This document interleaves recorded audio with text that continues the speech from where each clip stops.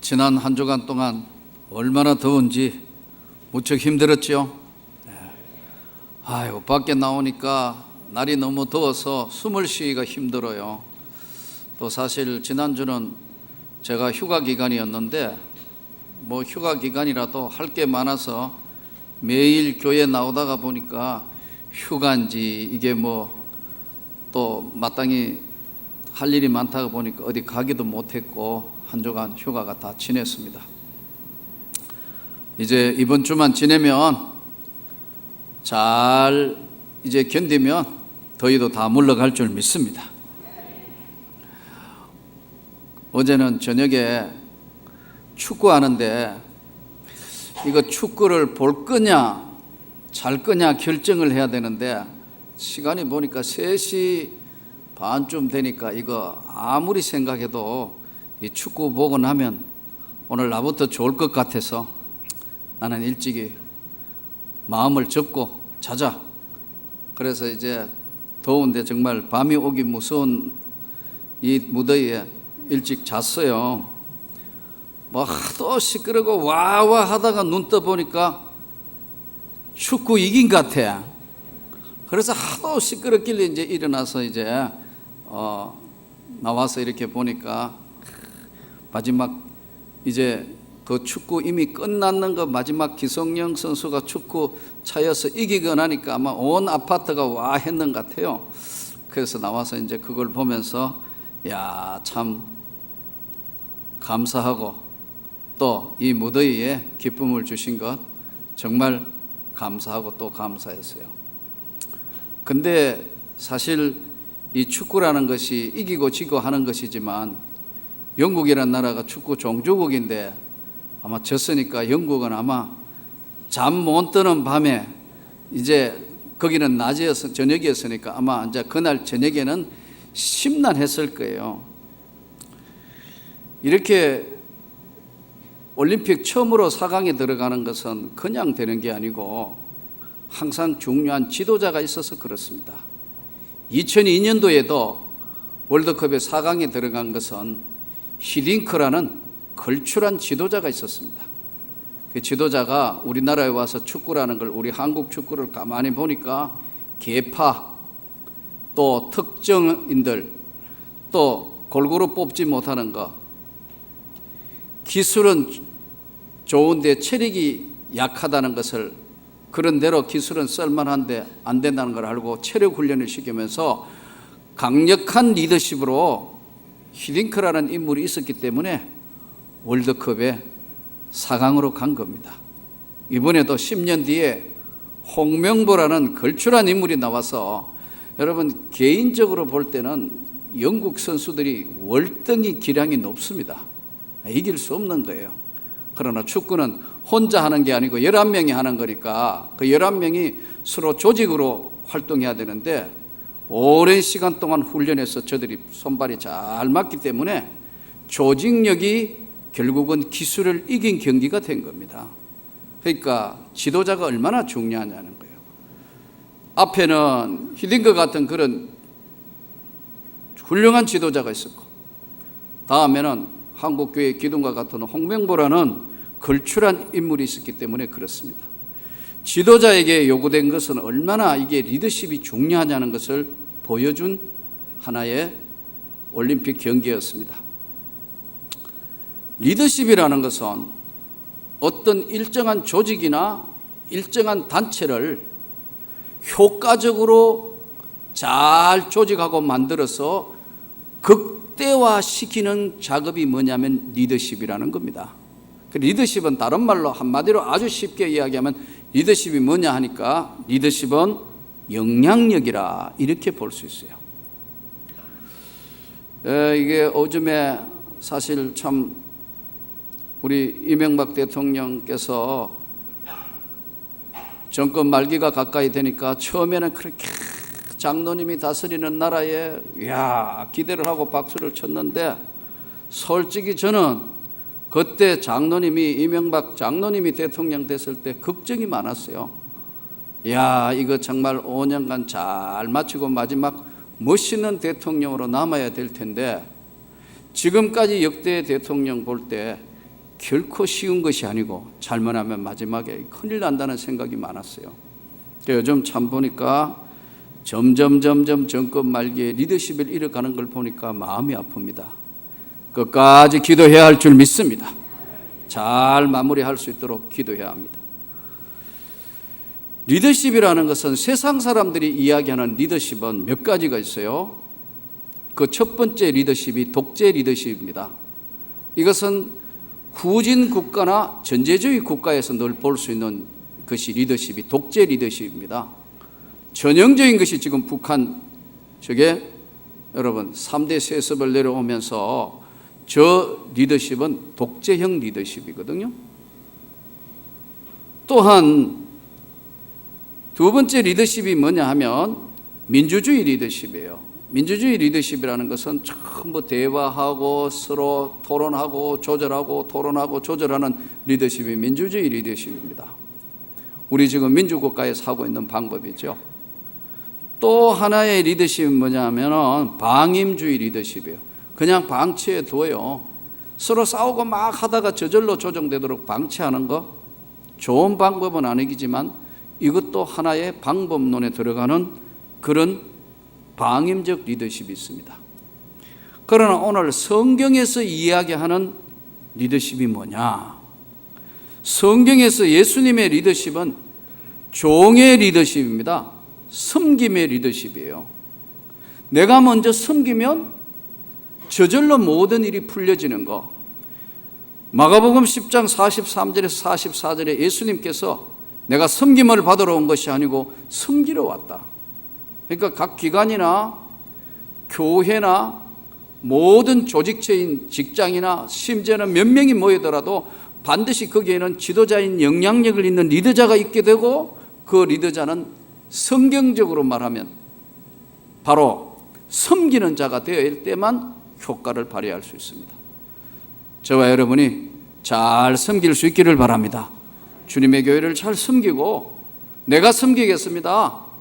내가 희생하겠습니다. 내가 앞장서겠습니다. 이런 사람이 많아지면 우리 교회도 우리 민족도 우리 가정도 우리가 속해 있는 어떤 단체든 축복받고 하나님께 영광 돌리는 귀한 역사가 일어날 줄 믿습니다. 또 하나는 예수님의 리더십에서 볼 수 있는 건 청지기 리더십입니다. 청지기 리더십이라는 것은 맡아 있다는 거죠. 내 것이 아니다. 내게 아니다. 바른 교회관이 있어야 되고 내가 종으로서 나는 무익한 종으로서 주님의 일을 위해서 내가 언제든지 종의 임무를 같이 할 수 있는 청직이다. 맡아 있다. 맡아서 하고 있다. 성경에 보면 예수님께서 어리석은 부자에 대해서 이야기하죠. 부자는 여러 해 먹을 것 다 사놓고 재물도 사놓는데 이제 편안하게 쉬자 하니까 예수님 말씀이 오늘 밤에 너의 영혼을 내가 데려가려니 너의 것이 네 것이 되겠느냐. 이 종의 원리와 섬김의 원리와 동시에 청지기 원리입니다. 또 하나는 목자 리더십. 요한복음 10장에 나오는 목자는 양을 위하여 목숨을 버리거니와 사꾼 목자도 있느니라. 그래서 오늘 목자의 리더십은 지키는 리더십입니다. 저는 여러분들이 가정을 잘 지켜주시기를 바랍니다. 또 저와 여러분이 속해 있는 어떤 곳에 있든지 여러분들이 섬김의 종의 리더십, 청지기의 리더십 동시에 내가 주인이라는 사실에 이 교회가 내가 주인이라는 사실에 예수님으로부터 위임받은 종이라는 개념으로 청직이라는 개념으로 나는 내가 작은 목자라는 개념으로 섬기면 주님께 영광이 되는 줄 믿습니다. 예수님의 리더십에 보면은 긍정적인 리더십입니다. 부정적이지 않습니다. 정죄하지 않습니다. 말은 참 귀하고 습관적입니다. 말 자체가 아예 정죄하게 의심하게 하고 비판하는 언어에 익숙해 있는 사람들이 있습니다. 그건요 정말 조심해야 합니다. 예수님의 말씀은 언제나 긍정의 리더십입니다. 예수님이 요한복음 8장에 보면 가늠하다가 현장에 붙잡힌 여자를 데려옵니다. 당연히 율법에 돌로 쳐서 죽여야 합니다. 예수님께 묻습니다. 이 여인을 어떻게 하냐? 만일에 그냥 두라 하면 율법을 범한 자가 되고 돌로 쳐 죽이라 하면은 사랑이 없는 것이라고 올무를 걸기 위해서 저들이 예수님께 질문을 합니다. 이때 예수님이 죄 없는 자가 돌을 들어 먼저 쳐라. 그러니까 다 물러가자 예수님이 그 여인에게 중요한 메시지를 말씀합니다. 너를 정죄하던 자들이 다 어디 갔냐? 둘러보니 아무도 없자 예수님이 가서 다시는 죄를 범하지 마라. 이게 예수님이 끝까지 안아주는 긍정의 리더십입니다. 오늘 이 본문은 스데반이라는 사람이 이제 7 집사에 뽑혔어요. 오늘 우리로 얘기하면 안수 집사인 겁니다. 7 집사에 하나님 앞에 선택을 받아서 은혜와 권능이 충만하여 큰 기사와 표적을 민간인들에게 행했다. 그렇게 본문이 기록되어 있어요.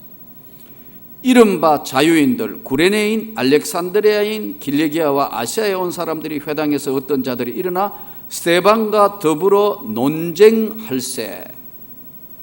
여기 나오는 자유민들이라는 게 뭐냐면 이 자유민들 소개했는데 구레네인, 알렉산드리아인, 길리기아, 아시아에서 온 사람들.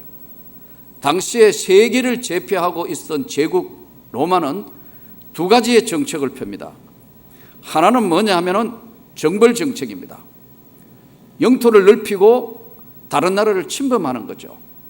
그래서 그 나라를 항복시키고 이제 그 영토를 넓히는데 2가지 정책을 썼어요. 하나는 뭐냐 하면은 정복 사업입니다. 끝까지 반대하면 힘으로 물리치고 그 나라에 있는 사람들을 전부 잡아와서 노예로 만들었습니다. 반대로 전쟁하지 않고 로마의 지배를 받겠습니다 하면 그 사람들한테 자유인으로 줬습니다. 자유인. 그래서 하나는 전쟁에서 정복사업으로 노예를 만들거나 또 하나는 자기들의 영토를 넓히면서 그 나라의 문화, 그 나라의 규례, 그 나라의 전통 같은 건 다 인정하되 로마의 총독을 보내어서 그 나라를 실질적으로 지배하는 역할을 한 것이 로마의 바로 당시의 제국의 모습이었고 방법이었습니다. 그래서 여기 오늘 본문에 나오는 아시아에 온 사람들, 저들이 구레네인, 알렉산드리아인, 길리기아 이 사람들은 다 이제 자기들은 자유민으로 항복하고 로마의 총독의 지배를 받으면서 그들은 살았던 사람들입니다. 여기에 오늘 스데반이 회당에서 저들에게 어떤 자들이 일어나서 스데반과 더불어 논쟁을 합니다. 예수가 누구이냐? 예수가 구원자고 예수가 메시아고 구약 성경에 약속한 그분 바로 예수가 구원자다는 것을 스데반은 성경을 통해서 성령으로 저들에게 설명을 합니다. 스데반이 지혜와 성령으로 말함을 그들이 능히 당하지 못해서 안 되니까 이들이 어떻게 했냐면 사람을 매수하여 하나님 모욕하게 말하는 걸 들었다고 백성과 장로와 서기관들을 충동시켜서 거짓 증인들을 세우니 그 거짓 증인들을 세워서 율법을 거스리고 이 성전을 헐고 이것을 고치겠다 한다고 이야기했다 하고 거짓 증인을 하게 했어요. 그러니까 당시에 들었던 사람들이 와 충동을 했으니까요. 와 충동해서 거짓 증인을 세우게 했다. 공회 중에 앉은 사람들이 스데반을 주목하여 보니 그 얼굴이 천사와 같았더라.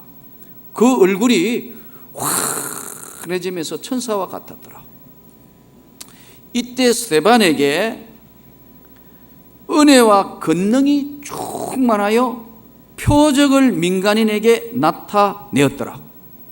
오늘 우리가 받을 말씀입니다.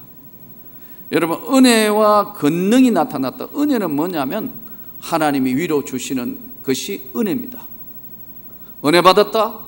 은혜 받았습니다. 하나님이 우리 심령에 위로부터 성령을 통하여 부어주시는 은혜, 이것을 우리는, 이 은혜는 하나님께서 순종하는 자에게 주시는 거예요. 성경 어디를 보더라도 불순종하는 자에게 은혜 주신 사례가 없어요. 저는 저와 여러분이 순종하여 성령 충만하기를 원합니다. 마음을 주님께 가까이 하고 순종할 때 우리 주님은 은혜라는 걸 부어주십니다.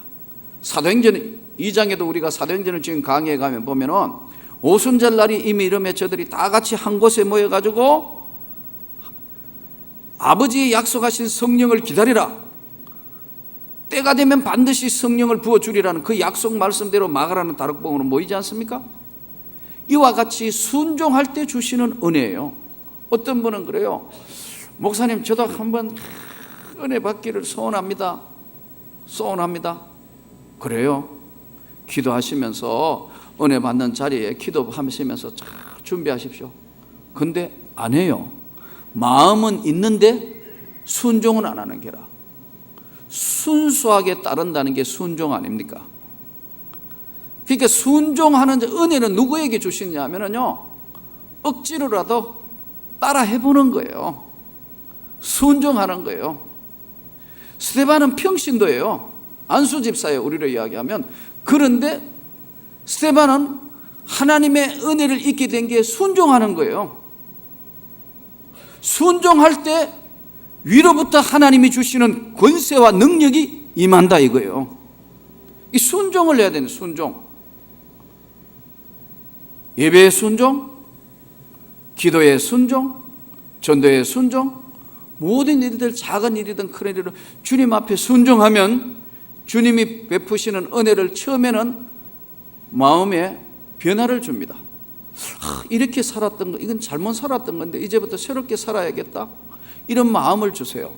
그리고 어느 날 자기를 자꾸 돌아보게 해요. 내가 이제까지 살았던 게 정말 제대로 살아온 것인가? 이거 이제까지 참 교회를 다니긴 했지만 정말 뜰만 밟았구나.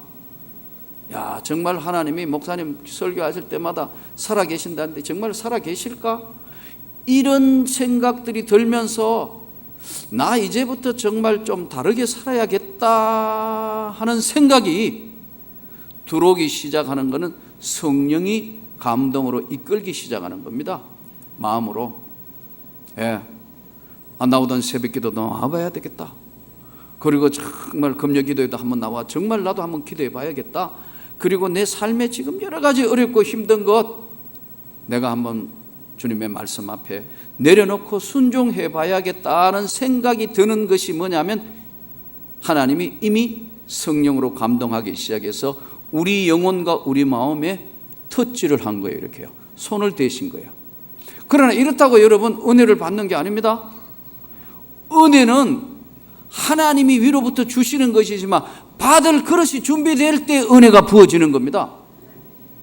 근데 그릇이 준비 안 하다니까요. 은혜를 부으려고 해도 준비되지 않으니까 비가 내리는데 여러분 비 내리지 않는 쪽으로 피하면 그 비를 맞을 수 없는 것하고 똑같은 원리예요. 그래서 그 내 마음을 쳐서 복종한다는 거예요. 내 마음은 항상 아침에 먹은 마음과 저녁에 먹은 마음과 점심 때 먹은 마음이 다릅니다. 내가 하나님의 교회에 한번 헌금해 봐야겠다.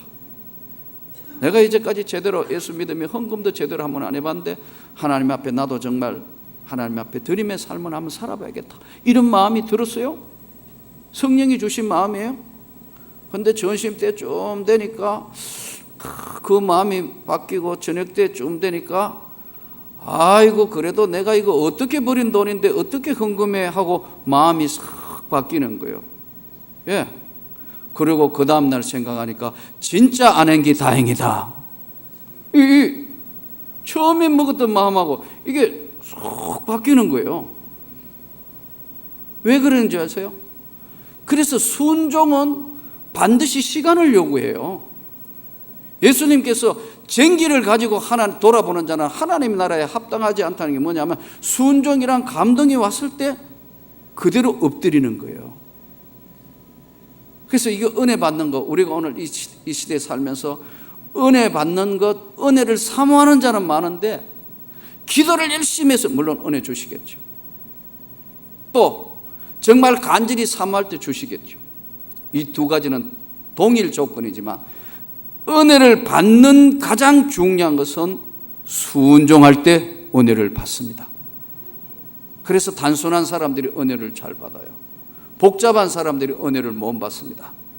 스데반이 하나님의 말씀을 받고 난 뒤에는 즉시 순종하는, 그랬더니 은혜와 권능이 충만했더라. 이 은혜, 하나님 앞에 넘치는 은혜를 받을 수 있기를 바랍니다. 권능은 뭐냐면 권세와 능력인데, 권세와 능력은 은혜 받은 자를 통하여 나타나지는 것이 권능이에요. 권세와 능력이 나타났다. 그러니까 은혜를 받았어도 이 권능을 유지 못할 때는, 권세와 능력이 은혜를 유지 못할 때는 나타나지 않아요. 그래서 구약 성경에도 보면 많은 갈등을 하는 사람 많이 나옵니다. 열왕기상 19장에 보면은 엘리야가 능력자였습니다. 기도하자 하늘에서 불이 내렸고 바알 선지자, 아세라 선지자 850대 1로 기도하여 물리친 능력의 종입니다. 그러나 그가 은혜를 받았던 종이고 능력을 나타냈지만 한순간에 이세벨이 협박합니다. 내가 내일 이맘때까지 엘리야 죽이지 못하면 절대 사람이 아니다, 죽이겠다. 이 협박 공갈에 엘리야는 흔들립니다. 그래서 저 광야로 도망을 가죠. 광야에 도망가가 로뎀나무 밑에 가서 나만 남았습니다. 하나님, 어찌하면 좋습니까? 이때 하나님께서 엘리야에게 다루는 방법이 그겁니다. 그렇게 은혜 받았고 그렇게 한순간에 권능이 있었지만 한순간에 소멸되는 겁니다. 이때 하나님께서 엘리야에게 이렇게 묻습니다. 내가 어찌하여 여기 있나? 너 대단한 능력을 나타낼 때는 뭐고 지금 로뎀나무 밑에 있는 너는 뭐냐? 내가 어찌하여 여기 있느냐? 은혜는 순종할 때 받습니다. 그러나 권능은요, 이 은혜를 유지할 수 있는 계속된 신앙의 믿음과 삶이 없을 때는 이게 사라질 수 있습니다. 저는 저와 여러분이 충만하기를 원합니다. 구약의 많은 선지자들에게 하나님께서 언제나 권세와 능력을 나타낼 때는 물으십니다. 에스겔 선지자는 하나님께서 강하게 하신다는 뜻입니다. 에스겔이라는 게. 에스겔서 37장에 보면 하나님이 에스겔에게 묻습니다. 그 권세와 능력을 나타내기 전에 묻는다니까요. 이 뼈들이 능히 살겠느냐? 이렇게 묻습니다. 인간적인 눈으로 다 아무리 쳐다봐도 살 수 있는 방법도 능력도 아무것도 없습니다. 이 뼈들이 다 살겠느냐? 이때 하나님께서 에레미야 누구든지 시험한 것처럼 에스겔에도 똑같이 시험해가면 이 뼈들이 살겠냐? 하나님이 생기가 그 안에 들어가니까 뼈들이 살아나는 놀라운 광경을 보게 되는 겁니다. 그러니까 이 은혜라는 것은 순종하는 데 받지만 권세와 능력은 이 순종을 유지할 수 있는 하나님 앞에 삶의 연결이 안 되면 순간적으로 무너지고 문제가 생길 수 있습니다. 구약 성경에 제일 환난을 많이 당한 사람이 성경에 보니까 욥이라는 사람 나옵니다. 그 욥은 얼마나 많은 시험을 받았는지 모든 시험 받는 사람의 대표자가 욥이라 볼 수 있습니다. 그런데 하나님께서 욥기서 1장에 보면 사단이가 여기저기 돌아다니다가 와서 보고를 하는데 하나님이 사단에게 그러지 않습니까? 내 종 욥을 유의하여 봤냐? 내 종 욥이 하고 있는 거 유의하여 봤냐? 우리가 하고 있는 모든 일들에 하나님의 권세와 능력이 나타나려면 반드시 순종의 과정을 겪어야 합니다. 이것이 삶으로 연결되어 있는 것이 있을 때만 예수의 이름으로 치료해 주시고 환난은 이뿐 아니라 환난은 인내를, 인내는 연단을, 연단은 소망을 이루는 줄 알미라. 사망아, 너의 소원한 것이 어디 있느냐? 생명의 주님께서 우리 가운데 함께 하시고 능력을 베풀어 주시는 겁니다. 우리 한국교회가 자꾸만 지금 능력을 상실하는 교회로 가는 것이 뭐냐면 순종하는 사람이 줄어들었다는 얘기입니다. 동시에 그 순종의 삶을 연결하지 못하기 때문에 권세와 능력이 자꾸만 사라지는데, 오늘 스데반이 은혜와 권능이 충만하니까 엄청난 역사와 능력이 나타납니다. 예수님께서 큰 일을 이루시기 전에는 반드시 묻습니다. 이웃에 대한 설명을 합니다. 누가 이웃이냐? 강도 만난 사람의 이웃이 누구냐? 예수님께서 누가복음 10장에 그렇게 묻습니다. 어떤 사람이 길 가다가 강도 만났다, 빼앗아 버렸다, 레위인도 그냥 무관심하게 지나갔다, 선한 사마리아인 그 쓰러진 사람 보고 여관에 데려와서 씻기고 닦이고 다 해서 음식 먹이고 다 해놔놓고 이 사람 치료비 더 들면 내가 책임질게요. 그런 이야기를 하면서 이 중에 강도 만난 자의 이웃이 누구냐? 왜 이런 질문하셨죠? 여러분, 그 말할 것도 없잖아요. 선한 사마리아인이 다 했는 거 다 알아요. 그러니까 선한 사마리아인이 이웃 맞습니다. 그러자 예수님 뭐라 말씀하시죠? 너희도 가서 그렇게 해라. 순종하라는 얘기입니다. 우리 오늘 예수님이 많은 환자들을 고쳐주십니다. 성경에 보면 이렇게 역사하시고 저렇게 역사하시고 그때마다 예수님이 물으십니다. 네 믿음이 너를 구원했다. 네 믿은 대로 될지어다. 그게 뭐냐면은 권세와 능력, 은혜는 일방적으로 하나님이 주시는 거지만 순종할 때 받는 것이고, 권세와 능력은 삶으로 연결될 때만 어마어마한 역사로 나타나는 겁니다.